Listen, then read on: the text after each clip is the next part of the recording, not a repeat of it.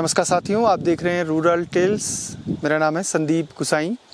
रुईसाण और सोल घाटी की मुसीबतें एक नहीं हैं बल्कि अनेक हैं। कभी प्रकृति इस पूरे क्षेत्र में कहर मचाती है तो कभी जंगली जानवरों का आतंक। और पिछले साल एक भालू ऐसा पागल हुआ कि उसने एक दो नहीं बल्कि 8 लोगों को घायल कर दिया और कुछ लोगों को गंभीर रूप से घायल कर दिया। इस पूरे क्षेत्र में भालू का बड़ा आतंक है। मध्य हिमालय में जिस तरीके से गुलदार, पौड़ी, अल्मोड़ा, टिहरी गढ़वाल में आतंक मचाते हैं, उच्च हिमालय से लगी ये जो घाटियां हैं इनमें भालू का आतंक ठीक वैसा ही है।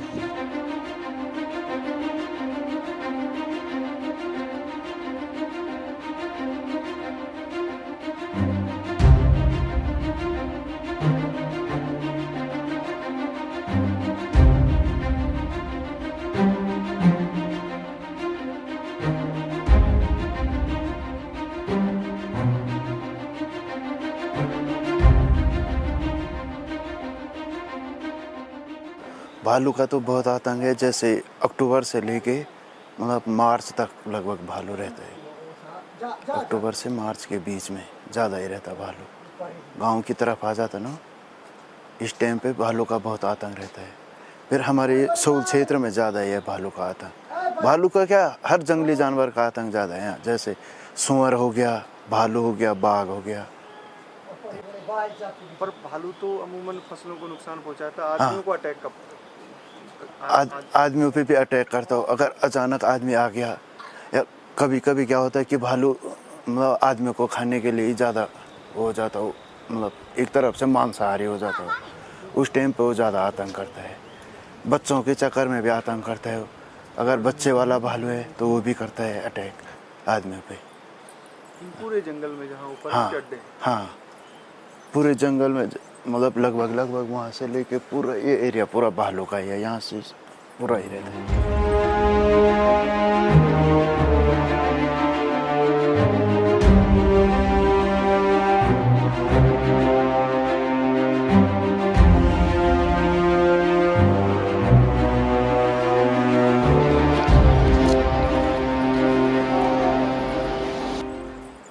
पिछले साल क्या हुआ, कितने लोगों को उस भालू ने? पिछले साल लगभग मतलब 7 से 8 आदमियों को फाड़ा उसने इस गांव में, रुईसाण गांव में। हाँ, घायल किया। मतलब किसी का मुंह तो किसी का शरीर, जहाँ जो मिला वो फाड़ दिया उसने। मेरे को तो यहाँ बगल में आमनस, हम तो बैल लाने गए थे शाम को, मतलब वही 4:30-5 बजे की बात है। 5 बजे घर पर फिर एक मेरा छोटा भाई था, वो मैं बैल लेके आ रहे थे। तो रास्ते में जैसे ही हम आ रहे थे, वो रास्ते से चल रहा था, मैं भी रास्ते पे था। फिर वो जैसे ही अटैक कर रहा था तो मैं भाग गया, मैं पेड़ में चले गया। फिर वो छोटा था, वो नीचे ही था। फिर वो आगे को भागा तो भालू उसके ही पीछे जा रहा था वहाँ। फिर मैंने सोचा इसको काटेगा, मैं पेड़ से फिर नीचे आ गया। फिर उसने मेरे पे अटैक कर दिया। फिर उसने मेरी उंगली यहाँ से पूरी फाड़ दी थी। फिर मैंने दरांती से मार तो उसने छोड़ दिया था। फिर हम दोनों भाग गए वहाँ से। मतलब आपके पास दराती नहीं होती तो? हाँ, बहुत नुकसान होता मतलब। और उससे पहले तो उसने 5-6 आदमियों को फाड़ा, 6-7 आदमी करीबन थे, उनको सबको फाड़ा उसने। 2-3, एक तो यहाँ ऊपर ही में रहता है, 2 उधर रहते हैं।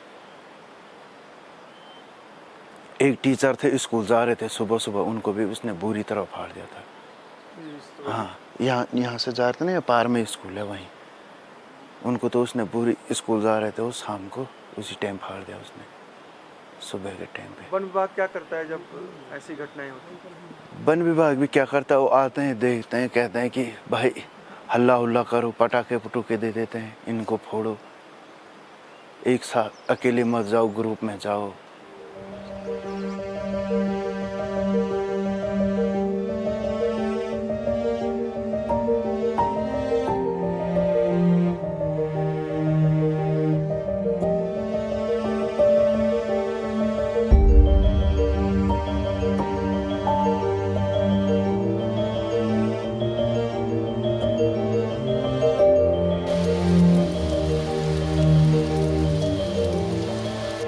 और अब के साल भी भालू ने बहुत आतंक फैला रखा है। हमारे यहाँ जो कोदा होता है, कोदा पूरे कोदा खा दिया है, खेतों का नुकसान कर दिया है, जंगलों में जाने के लिए डर लगता है। जैसे हमारी गाय बच्चे हैं, चारे के लिए जाते हैं, हम चारे करने के लिए लेडीजें ज़्यादा जाती हैं, इसमें लोग जो हैं कि एकजुट बना के जाते हैं। 3-3 4-4 औरतें इकट्ठे करके होते हैं। जंगलों में जाने के लिए भी डर लगता है।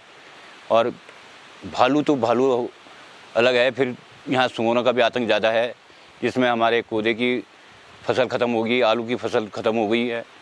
और बंदरों ने भी आतंक फैला रखा है। बंदरों से भी हम बड़े परेशान हैं यहाँ। और जो हमला करता है वो भालू है? वो जो हमला करता है ज़्यादातर वो भालू से ज़्यादा डर लगता है। कैसे भगाते हैं आप? हल्ला करते हैं? हल्ला करके, और रात को ढोल नगाड़ों से और बाजा बूजा बजा करके, जैसे भूंकर हो गए हमारे पहाड़ों में, भूंकर हो गए, भूंकर बजा के हल्ला करके और हल्ला गुल्ला करके उजाला करके उससे भगाते हैं। पढ़ने वाले बच्चे हैं उनके? छोटे छोटे बच्चे हैं, जैसे पढ़ने वाले स्कूल के हैं। और यहाँ से हमारा जो है कि इंटर कॉलेज 7-8 किलोमीटर दूर है। और छोटे छोटे बच्चे स्कूल जाने के लिए बड़े कतराते हैं। कभी कभी उनको छोड़ने के लिए भी आधे रास्ते तक जाना पड़ता है। आजकल जैसे सवेरे की स्कूल में जाते हैं बच्चे, 7 बजे घर से निकल जाते हैं, उसमें भी बड़ी दिक्कतें आती हैं। और हमें कई चीज़ों से असुविधा होती हैं। भालू एक ऐसा जानवर है जिसकी सूंघने की जो गंध है बहुत तीव्र होती है। जिन इलाकों में आलू का उत्पादन, चीनी, मक्का, मंडुआ इनका ज़्यादा उत्पादन होता है, उन इलाकों में भालू रात के समय अंधेरे में उनकी फसलें और जो मक्का होता है उनको नष्ट करने के लिए, खाने के लिए पहुंचता है। और फिर दिन के समय वो जंगलों में जो उसके स्थान होते हैं वहाँ चला जाता है। जब गांव की महिलाएं घास काटने के लिए या जो लोग हैं उन जंगली रास्तों से निकलते हैं और जब आमना सामना होता है तो वो सीधा हमला कर देता है। कई बार भालू के साथ बच्चे होते हैं तो उन बच्चों के लिए भी वो आदमियों पे और लोगों पे हमला करता है। सोल घाटी के साथ साथ देवाल घाटी, नारायणबगड़ और जो ये नंदानगर का क्षेत्र है, घाट विकासखंड है, वहाँ भी भालू का बड़ा आतंक है। दरअसल उच्च हिमालय से लगने वाले तमाम जितने भी विकासखंड हैं, चाहे मोरी हो या फिर जो भिलंगना विकासखंड हो यानी घनसाली का क्षेत्र हो, फिर बूढ़ा केदार, उसके बाद जो उखी मठ का जिसमें केदार घाटी यानी मंदाकिनी वैली है, उसके आगे आप बढ़ें तो फिर ये चमोली गढ़वाल के जो उर्गम वैली है, जोशीमठ का क्षेत्र है, नारायणबगड़, देवाल, थराली, इन तमाम क्षेत्रों में, और जो पौड़ी गढ़वाल का धूतातोली रेंज है यानी जो थलीसैंड विकासखंड है, कपकोट यानी जो बागेश्वर का क्षेत्र है, और फिर मुनस्यारी, धारचूला, मिडिल हिमालय में भी जहाँ बहुत बड़े विशालकाय जंगल हैं वहाँ भी भालू का बड़ा आतंक होता है। भालू इतना खतरनाक जानवर है कि वो इंसान को कई बार मुंह पर हमला करता है और कई बार वो मार ही डालता है। गुलदार तो शिकार के लिए इंसानों का, जंगली जानवरों का या फिर जो पालतू जानवर है उनका शिकार करता है, लेकिन भालू खाता तो जो हमारी नगदी फसलें हैं उनको है, लेकिन आमना सामना होने पर ये सीधा हमला करके कई बार मार डालता है और घायल कर देता है। इस पूरे क्षेत्र में भालू से जुड़ी हुई कई कहानियां हैं, कई लोगों को भालू ने अलग अलग समय पर घायल किया है और ये इस पूरे इलाके के एक डरावनी आपदा भी है तमाम लोगों के लिए। पिछले साल यानी 2024 में जिस भालू ने कई लोगों को घायल किया वो पागल हो गया था। जब भी इंसान को देखता था उसको दौड़ा देता था और ख़ास तौर पर उसने सभी पुरुषों पर ही हमला किया, महिलाओं पर उसने हमला नहीं किया। तो ये भी एक विचित्र बात थी कि आखिर वो पुरुषों पर ही हमला क्यों कर रहा है। एक टीचर को हमला किया, जो स्थानीय लोग थे उनको हमला किया। टीचर ने तो उसके बाद यहाँ से जो अध्यापक थे ट्रांसफ़र तुरंत करवा लिया और करीब 3 महीने तक ही एक जो स्थानीय लोग थे वो अस्पताल में एडमिट रहे उनके इलाज के बाद, और कई टाँके भी उनको लगाने पड़े। ये एक विडंबना भी है कि उन घायलों को 15-15 हज़ार दिया गया जिनको भालू ने घायल कर दिया था। जंगली जानवर भी बहुत आते हैं, भालू और सुअर पूरा बर्बाद कर दिया, और बारिश के कारण से तो ज़्यादा ही बर्बाद हो गया है। पूरा खेतों में दरार पड़ गई है। तो भालू ने आदमी को भी कभी नुकसान किया है यहाँ? हाँ, आदमी को भी नुकसान किया है। यहाँ भी किया है या खाली? हाँ, नहीं, इधर भी किया है। यहाँ अभी किस टाइम पे आता है भालू? अब आने वाले है सितंबर अक्टूबर में। 2-3 महीने? हाँ, 2-3 महीने में। जंगलों में भी बहुत रहते हैं और घरों पर भी। खेतों में तो कुछ रखा ही नहीं है। भालू ने पूरी बर्बाद कर दी फसल को। बहुत बहुत आप देखिए तुम रूम पड़े अब साप आनु खेत में खेलना वो साप सब खे रेख भी तुम्हारा और ये मूंग और यो साप खानु तो ये नहीं किला बुढ़ा तुम ना मारा के ये वो जानवर है किला बुढ़ा तुम ना मारा के यूं तो मानते हैं उसे खोलनी पर मानो वो दे दिया तुम अधिकार दे दिया मानो।